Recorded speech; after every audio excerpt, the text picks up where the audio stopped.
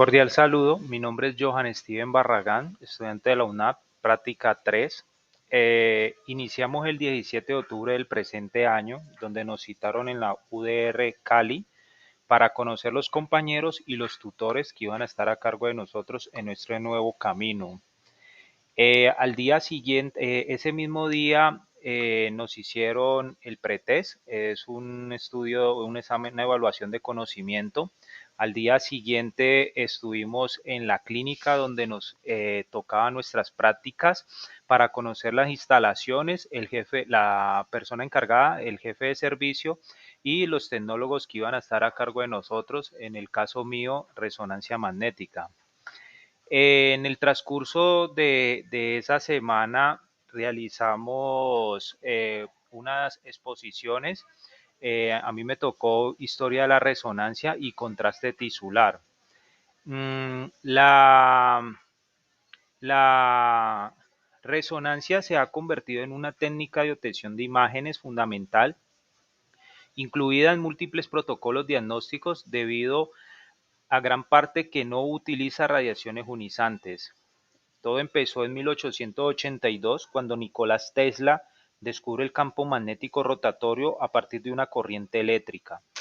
En 1937-1946, Isidore Rabi, Felix Bloch y Edward Mills desarrollaron y demostraron el fenómeno cuántico conocido como resonancia magnética. En 1970, Raymond Damadian usaba resonancia magnética para escanear baterías. Descubrió que este método tenía utilidad en los tejidos del cuerpo. En 1971, Damadian concluyó que los tejidos cancerosos contienen más agua que los tejidos sanos. En 1973, Paul Lauterbur desarrollaba la primera técnica para generar las primeras imágenes real en resonancia magnética.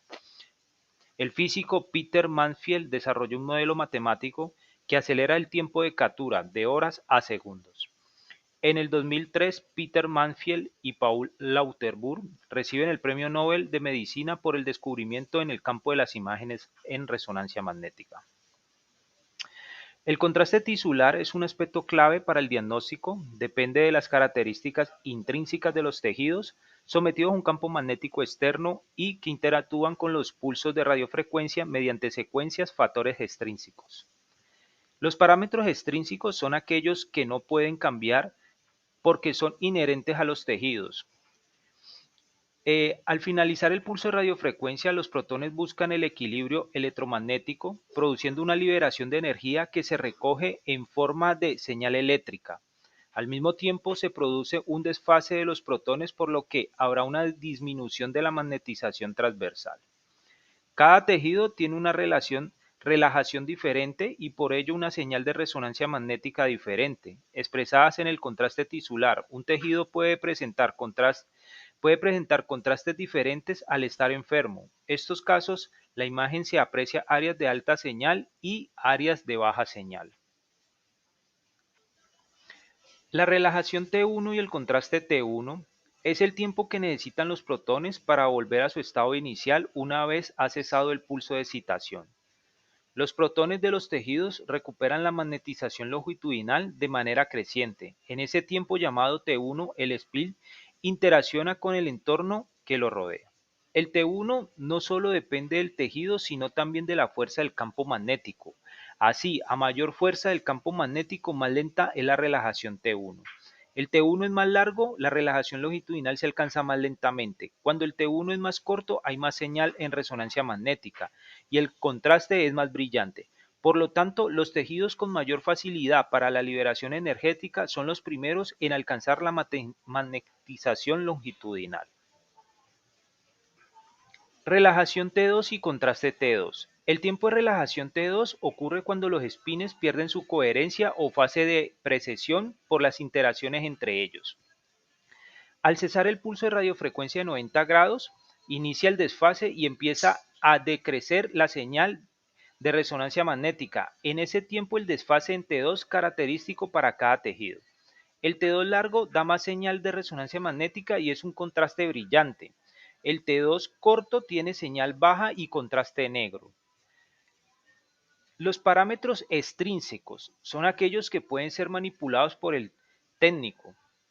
El tiempo de repetición, tiempo que transcurre entre un pulso de radiofrecuencia y el siguiente, tiempo eco, que transcurre entre el pulso de radiofrecuencia y la recogida del eco, ángulo de inclinación, ángulo que indica el vector de magnetización longitudinal, tiempo de inversión, tiempo que separa el pulso inicial de 180 grados del punto de 90 grados, se debe conocer la potenciación necesaria en T1, T2 o dP.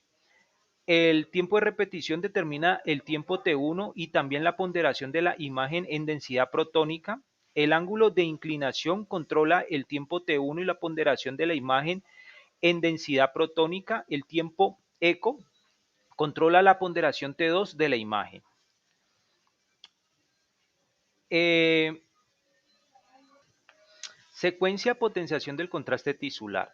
Las secuencias son una serie de pulsos de excitación de amplitud y ritmos prefijados, a veces seguidos de uno o más pulsos de refase. La señal de resonancia magnética, llamada también señal eco, se recoge en un momento determinado, forzando el contraste T1, T2 o dP de los tejidos, es lo que se conoce como potenciación del contraste. La duración del tiempo de repetición Tr y el tiempo eco Te para conseguir la potenciación deseada. En potenciación T1 el tiempo de repetición es corto y el tiempo eco es corto. En potenciación T2 el tiempo de repetición es largo y el tiempo eco es largo. Y en densidad protónica el tiempo de repetición es largo y el tiempo eco es corto.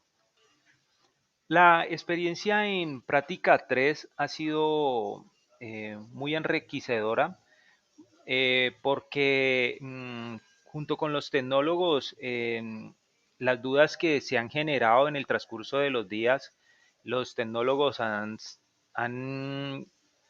sabido explicar de la mejor manera para uno entender los protocolos de cada estudio, para entender las secuencias, el porqué de las secuencias en X estudio. Y la ayuda de los tutores es fundamental porque eh, han, han desarrollado metodologías para que nos quede más fácil el aprendizaje. En el transcurso de la siguiente semana hubo una reunión en el UDR donde nos explicaron los medios de contrastes, donde hay medios de contrastes positivos, negativos, donde las características de los positivos es más absorción de radiación y los negativos es menos absorción de radiación, que el medio de contraste lo utilizan para el realce de estructuras que se va a estudiar. En el caso de los positivos, en rayos X encontramos radioopacos, en resonancia hiperintensos y en tomografía hiperdensos. En los negativos encontramos en rayos X radiolúcido, en resonancia magnética hipointensos, en tomografía hipodensos. El aire también lo consideramos negativo. El gadolinio tiene propiedades paramagnéticas, es hidrosoluble. El bario lo utilizamos en el tracto digestivo, bien sea vía oral o rectal. Y en tomografía encontramos los yodados. En la siguiente semana se hace entrega de los protocolos, donde me tocó 10 protocolos de tomografía y 10 protocolos de resonancia magnética. La siguiente semana se realiza la entrega del caso clínico, donde yo expuse sobre el páncreas, sobre cáncer de páncreas. El páncreas es un órgano alargado, aproximadamente 15 centímetros, situado oblicuamente en la pared abdominal a nivel de los cuerpos vertebrales L1 y L2. Tiene relación con varias estructuras adyacentes en región epigástrica, hipocóndrica izquierda y una pequeña porción de la región umbilical. Los conductos pancreáticos, el conducto principal es el wirsum, que transita por todo el parénquima pancreático, desde la cola hasta la cabeza, conecta con el conducto biliar en la cabeza del páncreas para formar el conducto hepático pancreático, conocido también como ampolla de Vater. Este desemboca en la porción descendente del duodeno, en la papila duodenal mayor. Aparte del conducto principal, también el páncreas tiene un conducto accesorio. Este conducto se comunica con el conducto pancreático principal a nivel del cuello del páncreas y desemboca en la parte descendente del duodeno, en la papila duodenal menor. La función del páncreas es un órgano único, ya que desempeña función tanto exocrina como endocrina. La función exocrina incluye la síntesis de la y liberación de enzimas digestivas en el duodeno del intestino delgado, y la función endocrina se refiere a la liberación de insulina y glucagón en el torrente sanguíneo. Estas dos hormonas de suma importancia, las cuales son responsables de regular el metabolismo de la glucosa, los lípidos y las proteínas. El, los vasos sanguíneos, el páncreas recibe su vascularización de varias fuentes. En la cabeza del páncreas la irrigan las arterias pancreático-duodenales superior e inferior, las cuales son ramas de la arteria gastroduodenal y mesentérica superior.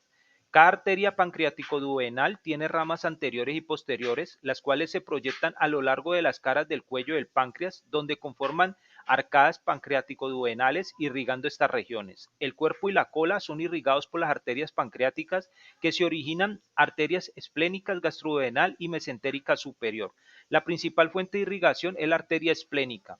Las venas se encargan de drenar la sangre desoxigenada del páncreas. Vena pancreático-duodenal superior anterior drena la vena mesentérica superior. Vena pancreático-duodenal superior posterior drena la vena porta hepática. Vena pancreático-duodenal inferior anterior posterior drenan la vena mesentérica superior. La vena pancreática, que drena sangre venosa del cuerpo y la cola, la drenan la vena esplénica. La inervación recibe inervación involuntaria a través del sistema nervioso autónomo. Su inervación parasimpática es proporcionada por el nervio vago y su inervación simpática por los nervios esplánicos mayor y menor. Ambos tipos de fibras autónomas viajan hasta el ganglio celíaco y el pleso mesentérico superior, proyectándose finalmente sobre el páncreas. A este paciente, en el caso clínico, se le hace una biopsia donde se determina un adenocarcinoma de cabeza de páncreas. Esto se origina cuando las células exocrinas en el páncreas empiezan a crecer fuera de control. La mayor parte del páncreas se compone de células exocrinas que forman las glándulas exocrinas y los conductos. El adenocarcinoma de páncreas es una neoplasia maligna. 70% de los adenocarcinomas de páncreas se localizan a nivel de la cabeza y el 30% a nivel del cuerpo y cola. El adenocarcinoma del páncreas resecable se puede beneficiar de la cirugía cuando no tiene metástasis ni invasión de las estructuras vasculares, siendo la técnica de elección duodenopancreatectomía cefálica de Whipple.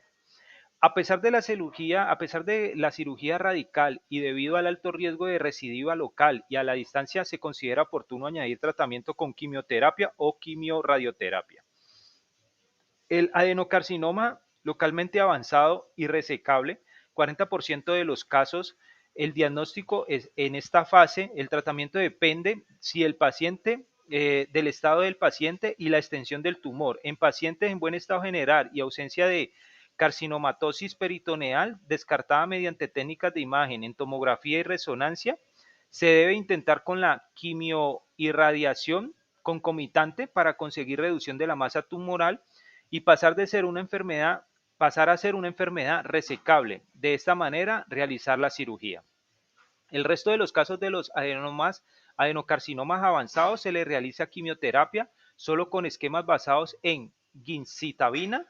Es una clase de medicamento que ayuda a retardar o detener el crecimiento de las células del cáncer en el cuerpo. El adenocarcinoma avanzado metastásico, el uso de quimioterapia ha demostrado un beneficio de supervivencia y calidad de vida.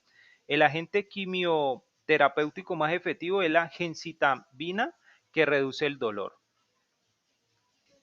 Solo quedan palabras de agradecimiento para la tutora Yaisuri y el tutor Gonzalo por estar presentes y estar pendientes de cada uno de nosotros en la formación de esquemas para explicarnos de una manera más fácil y entender la importancia que tenemos en el papel de tecnólogos.